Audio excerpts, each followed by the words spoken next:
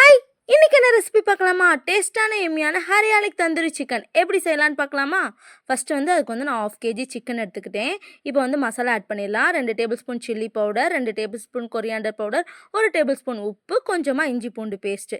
இது எல்லாத்தையும் போட்டுட்டு இன்னொரு மிக்ஸியில் கொஞ்சோண்டு புதினா, கொத்தமல்லி, கருவேப்பிலை, அதுக்கப்புறம் இஞ்சி, அதுக்கப்புறம் பச்சை மிளகா 2லேருந்து 3, அப்புறம் கொஞ்சமாக எலுமிச்சம்பழம் புழிஞ்சு நல்லா அதை பேஸ்ட் மாதிரி எடுத்துக்கணும். இப்போ அந்த பேஸ்ட்டை சிக்கனில் ஆட் பண்ணி கொஞ்சமாக தயிர் ஊற்றி நல்லா மேக்னேட் பண்ணி ஒரு 1 மணி நேரம் நல்லா ஊற வச்சுருங்க.